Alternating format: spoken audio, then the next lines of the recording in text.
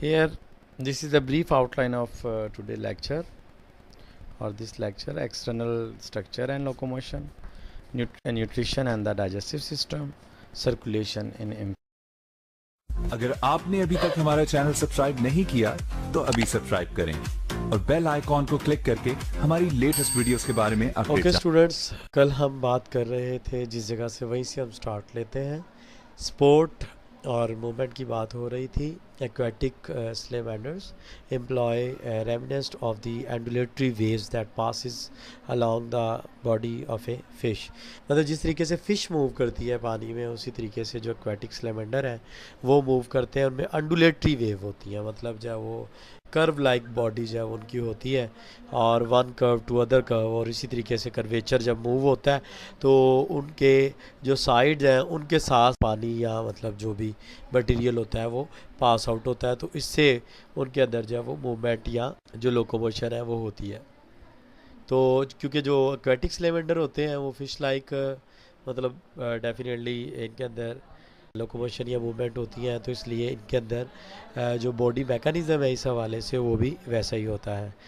इसके बाद ये टेरेस्ट्रियल स्लेमेंडर जो होते हैं वो लिम्स के ज़रिए मूव करते हैं, और इनमें जो बॉडी कर्व है वो इस तरीके से होता है कि इनमें स्ट्राइड जो है वो बनती है। ये दोनों लिम्ब जो है वो एक तरफ के दोनों लिम्ब एक पास आ जाते हैं और दूसरी तरफ के दोनों लिम्ब मतलब फर्दर अपार्ट हो जाते, मतलब दूर हो जाते हैं एक दूसरे से। उसके बाद नेक्स्ट स्ट्राइड में साइड चेंज होती है। जिस साइड के जो लिम्ब थे वो दूर गए थे, यहाँ देखिए आप, जिस साइड के लिम्ब दूर गए थे वो करीब आ जाते हैं, और जिस साइड के करीब थे वो दूर हो जाते हैं। इस तरीके से, और साथ साथ जो है वो बॉडी के अंदर एक कर्व डेवलप होता है। इस तरीके से एक कर्व जो डेवलप होता है बॉडी के अंदर, और जो जानदार है वो एक स्ट्राइड यानी कि एक कदम, जैसे हम लोग स्ट्राइड लेते हैं ना, इसे कदम कहते हैं, या एक छलांग जैसे होती है। लेकिन चूँकि ये स्लेमेंडर वगैरह छलांग तो नहीं लगाते, लेकिन ये जो मूवमेंट की स्ट्राइड होती है ये उनकी कंप्लीट होती है, और सेकंड साइकिल में उसके अपोजिट होता है। उनके जो लिम्ब करीब होते हैं वो दूर हो जाते हैं, और जो लिम्ब दूर होते थे वो दूसरी साइड के करीब हो जाते हैं। तो इस तरीके से वो एक सेकंड कर्व डेवलप होता है, और इस तरीके से एनिमल जो है वो मूव करते हैं, टेरेस्ट्रियल जो स्लेमेंडर है वो। नेक्स्ट जो है वो सिसिलियन है, have a accordion like movement in which adjacent body parts push or pull forward at the same time. ये caecilian because they have snake like body, तो इनके अंदर जो मूवमेंट है वो इस तरीके से होती है जैसे कैंचुए के अंदर मूवमेंट होती है ना। लेकिन ये कैंचुए की मूवमेंट को इस मूवमेंट के साथ हम कंपेयर नहीं कर सकते, लेकिन इस तरह की मूवमेंट होती है। तो इसके बाद जो है एनुरान है, यानी कि फ्रॉग वगैरह, इनके अंदर आपने पढ़ा है कि इनका जो हाइंड लिम्ब है वो काफ़ी ज़्यादा लेंथी होता है, और इनकी पेल्विक गर्डल काफ़ी सपोर्टिव होती है, और इसकी अटैचमेंट और इसके अंदर कुछ अडाप्टेशन इस तरह की होती है कि जो एनुरॉन्स हैं ये अच्छा जंप ले सकते हैं, मतलब they have been modified for jumping. तो इनकी जो मूवमेंट है वो जंपिंग टाइप की होती है, कि यानी कि ये जो है वो अपनी बॉडी को जंप कर सकते हैं from one area to other. Next हमारे पास एवोल्यूशनरी ट्रेंड या मतलब पर्सपेक्टिव है, वो है जी nutrition and the digestive system. Most adult amphibians are carnivorous that feed on the variety of invertebrates. इनके ये कार्निवोर्स होते हैं, ये दूसरे जो ऑर्गेनिज्म होते हैं, एनिमल होते हैं, इनवर्टिब्रेट या स्मॉल वर्टिब्रेट्स, ये उनको खाते हैं।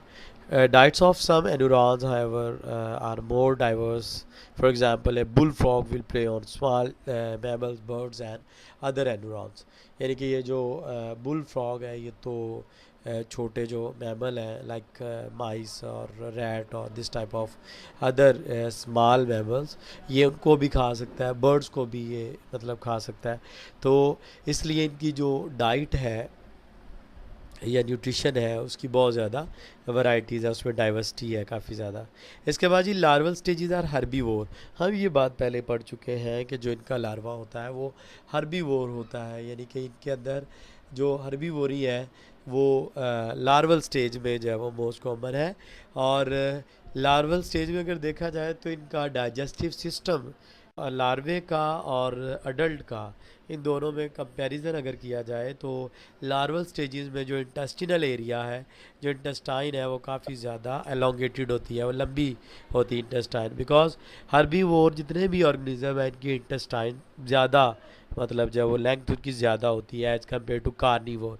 जबकि जो ऑम्निवोर ऑर्गेनिज्म होते हैं इनकी इन बिटवीन लेंथ होती है, यानी कि in between the carnivore, not so lengthy not so small. But in carnivore जो डाइजेस्टिव इंटेस्टाइन होती हैं ये स्मॉल होती हैं, इतनी ज़्यादा लेंथी नहीं होती, जबकि जो हर्बीवोर होते हैं ये उनमें लेंथी होती है।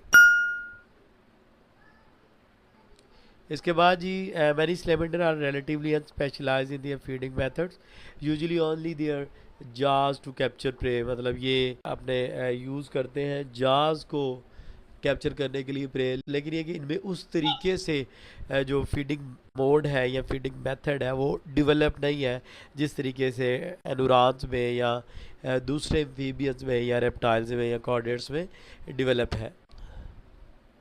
Anurans and platyodonted salamanders however use their tongue and jaws in a flip and grab feeding mechanism. ये flip and grab feeding mechanism दिखाया गया है डायग्राम में, अगर आपको नज़र आ रहा है तो ये अपनी जो टंग है ये किसी भी ऑर्गेनिज्म के ऊपर फ्लिप करते हैं और उसके बाद जो है उसको जैसे ही टंग उसके ऊपर फ्लिप होती है तो क्योंकि ये स्टिकी होती है इसके ऊपर मतलब इस तरह का मटेरियल अटैच होता है कि ये काफ़ी ज़्यादा स्टिकी होती है, जिसकी वजह से जो भी लाइक इंसेक्ट है या छोटा कोई अगर जानदार है तो वो उसके साथ चिपक जाता है और वो ग्रैब हो जाता है डेफिनेटली, और उसके बाद जो है वो उसे विदड्रॉ कर लेते हैं अपने मुंह में। तो ये तरीकाकार है, इसे कहते हैं जी flip and grab feeding mechanism. Adult frog are carnivorous, feed on insects, spider, worms, slugs, snails, millipedes, anything moving that small enough to eat। मतलब ये जो adult frog होते हैं डिफरेंट टाइप के, इनकी डिफरेंट स्पीशीज़ हैं, तो इनमें स्पीशी के लिहाज से भी फीडिंग अडाप्टेशन होती हैं। इसके अलावा फीडिंग अडाप्टेशन अवेलेबिलिटी की बेस पे भी होती है कि क्या उनके इर्द गिर्द अवेलेबल है, किस चीज़ पे वो जो है वो किसको वो फीड करेंगे।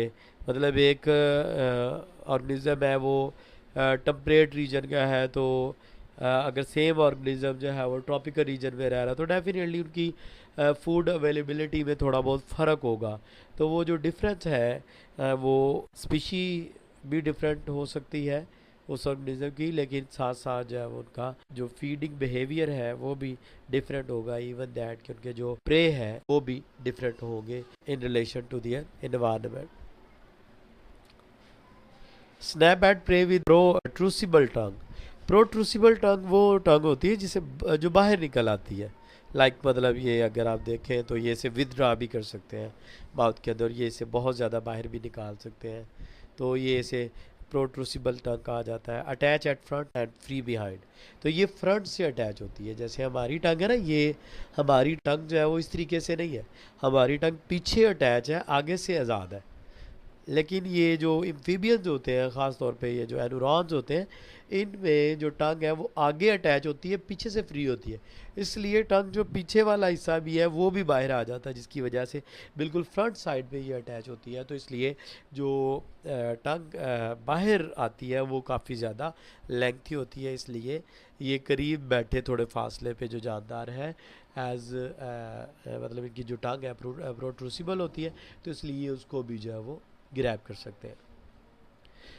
Free and very granular produce sticky secretion adhere to prey, मतलब ये जो उसका फ्री एंड होता है टंग का, ये बहुत ज़्यादा ग्रैन्युलर होता है, मतलब इसमें सिक्रीशंस पैदा होती हैं जो स्टिकी नेचर होती है, जिसकी वजह से जो भी ऑर्गेनिज्म जिस पे भी ये अपनी ज़ुबान मतलब रखते हैं या जिसको भी ये क्लिक करते हैं ज़ुबान के ज़रिए, अगर स्मॉल वो कोई इन्वर्टिब्रेट है या कोई इंसेक्ट है तो वो उस पर सिक्रीशंस की वजह से एडहेयर कर जाता है, यानी कि चिपक जाता है उसके साथ।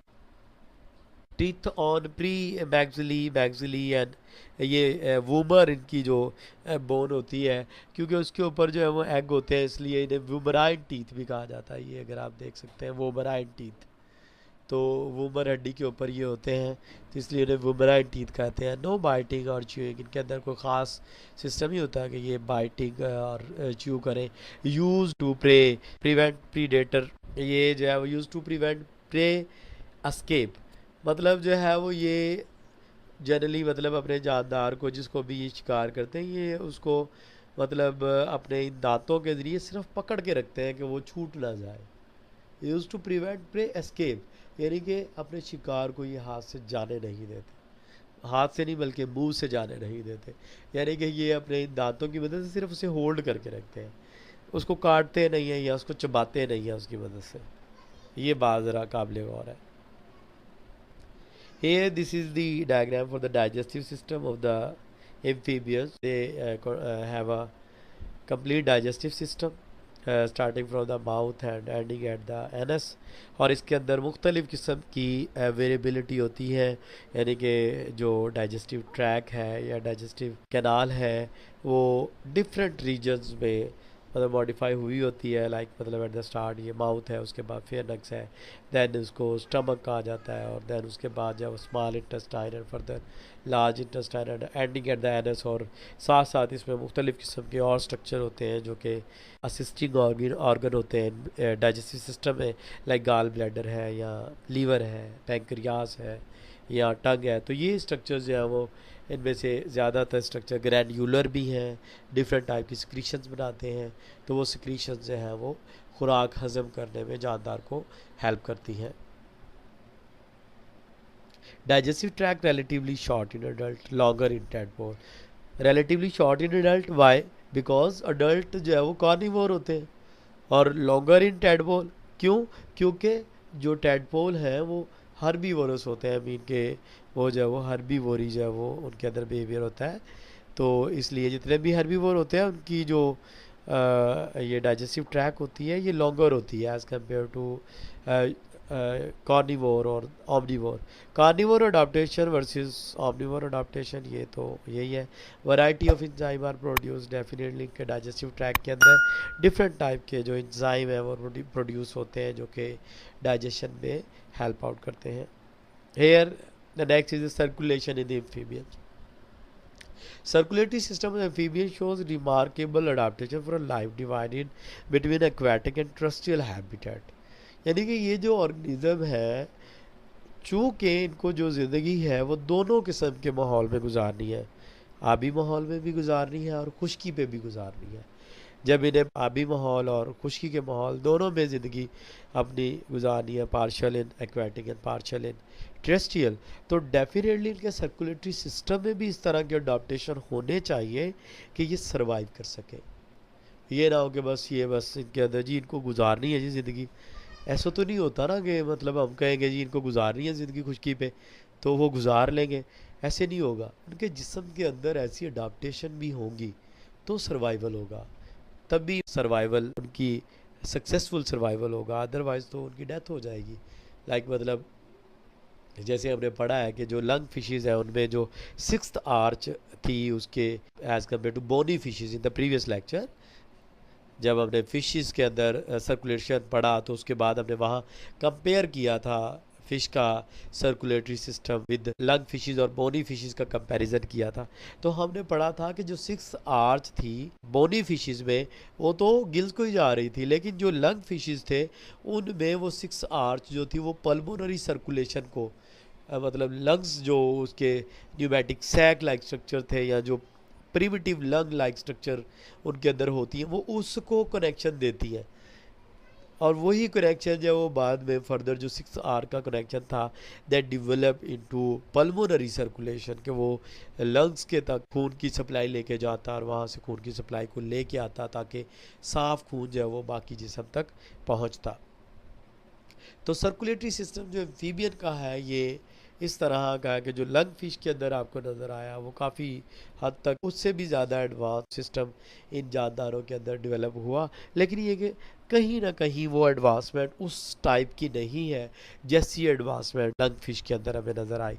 तो इन जानदारों के अंदर हम ये कह सकते हैं कि इनका जो सर्कुलेटरी सिस्टम है वो बाकायदा मतलब जो हार्ट है वो बाकायदा 3 खानों वाला है।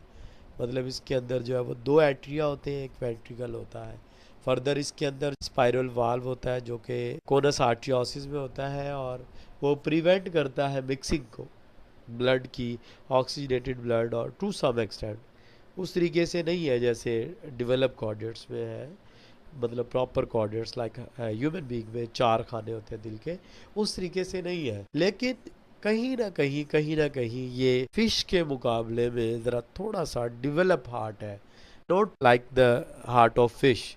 फिश का हार्ट इस लेवल पे डेवलप नहीं होता, लेकिन ये कि हम इसको कंपेयर कर सकते हैं कहीं ना कहीं फिश यानी कि लंग फिश के हार्ट के साथ। इसके बाद ये separation of the pulmonary and systematic circuit is less efficient in the amphibian than in lung fishes. हाँ जी, ये बात मैं कहना चाह रहा था कि हम इसको कंपेयर नहीं कर सकते।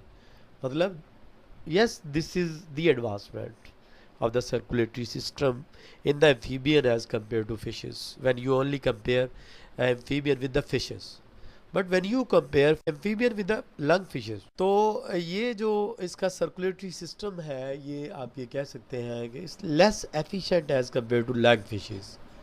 लंग फिशेस के अंदर एट अ टाइम जब दोनों सिस्टम डेवलप हो जाते हैं, लेकिन ये है कि जो एम्फीबियंस हैं इनके अंदर जो सर्कुलेटरी सिस्टम है वो उसमें वेरिएबिलिटी आ जाती है। लाइक मतलब कुछ एम्फीबियंस लाइक टोड है तो वो ज़्यादा वर्टी और ड्राई स्किन रखते हैं, तो वो तो क्यूटेनियस रेस्पिरेशन पे इतना ज़्यादा डिपेंडेंट नहीं होंगे, तो they need to properly respire through और go for the pulmonary respiration. तो इसलिए कहीं ना कहीं थोड़ा सा चेंज है, सेम नहीं है, लेकिन ये कि साइंस समझती है कि लंग फिशेस में ज़्यादा एडवांस है।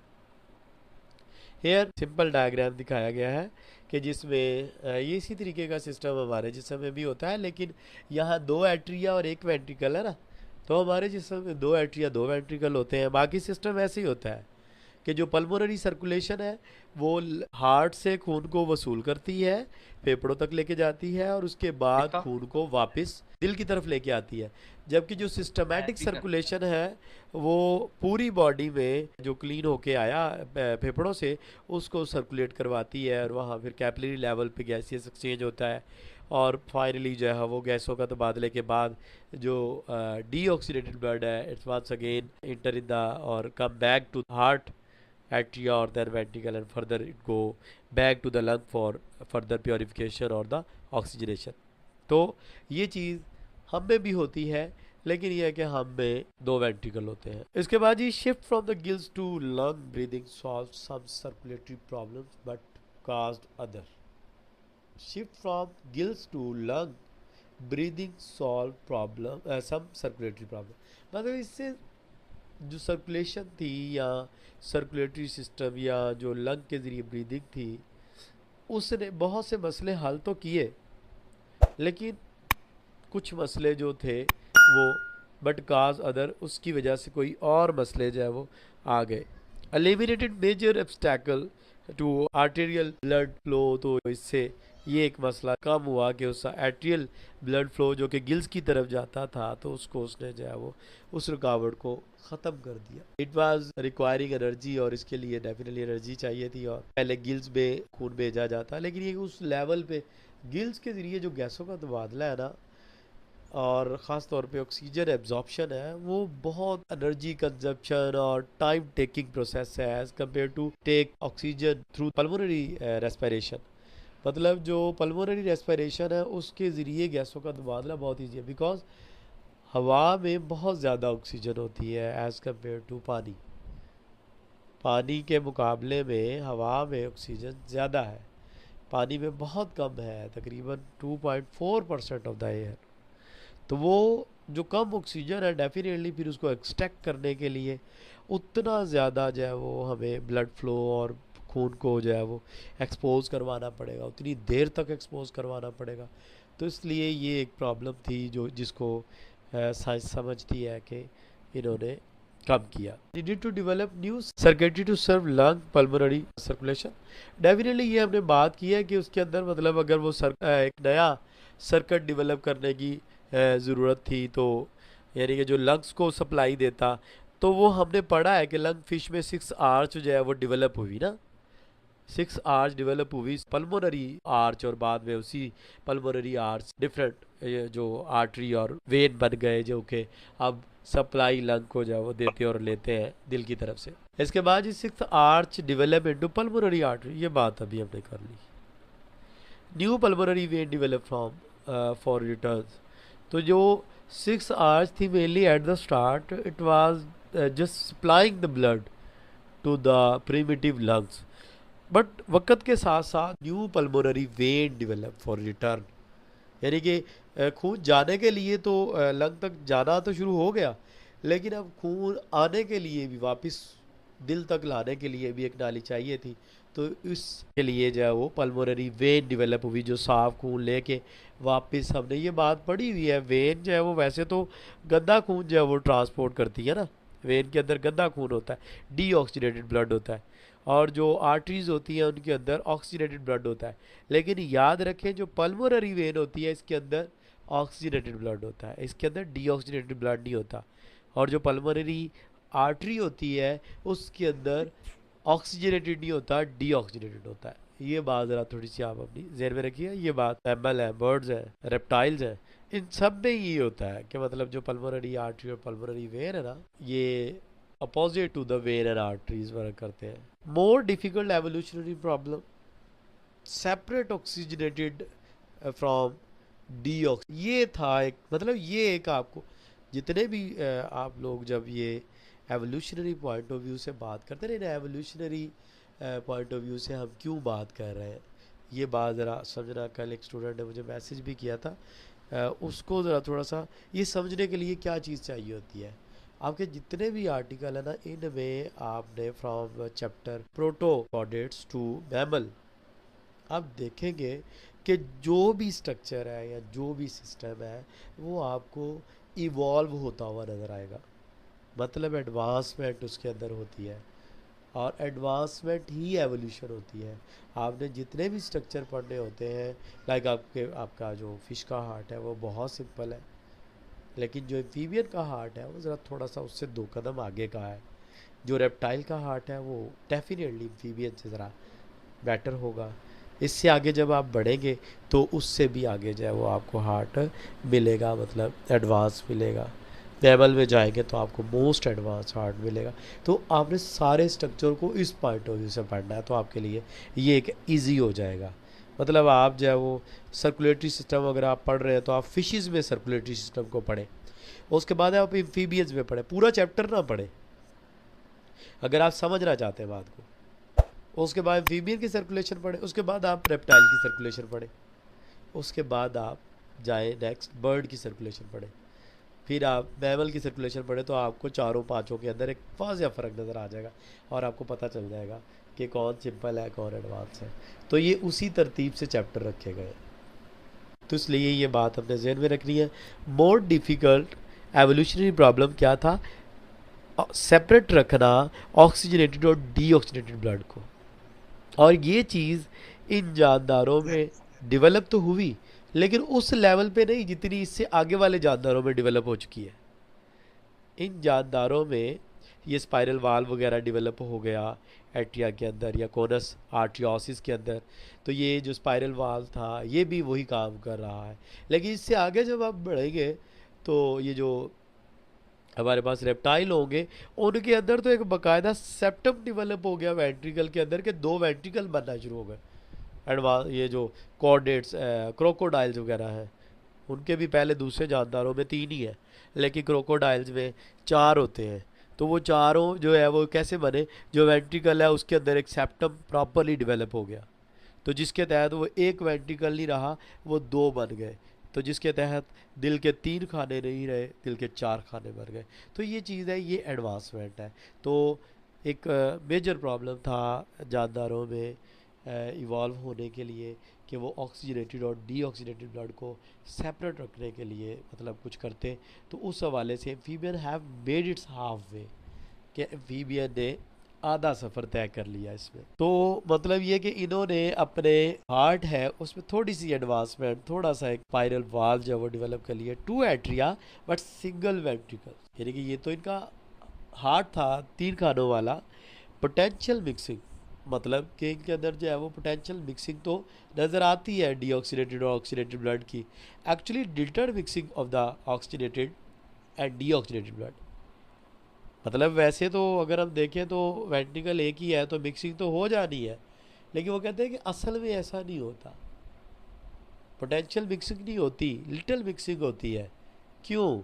Spiral valve in the coarse आर्टरियोसिस leading from the ventricle may help maintain selective distribution, यानी कि सेलेक्टिव डिस्ट्रीब्यूशन वो करवाता है कि जो खून है फेफड़ों को चला जाए या सिस्टमेटिक सर्कुलेशन में चला जाए।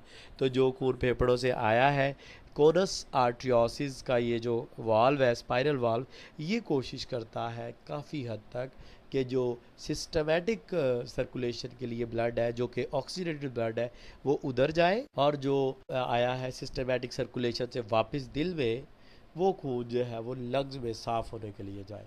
तो इसलिए ये स्पाइरल वाल्व जो है वो हम कह सकते हैं कि amphibian made it's half way. इस हवाले से उन्होंने इवॉल्व किया कि उन्होंने पोटेंशियल मिक्सिंग को कम करके लो मिक्सिंग की तरफ या लिटिल मिक्सिंग की तरफ लेके आए, और उनका डीऑक्सीडेटेड और ऑक्सीडेटेड ब्लड उस लेवल पे मिक्स नहीं होता।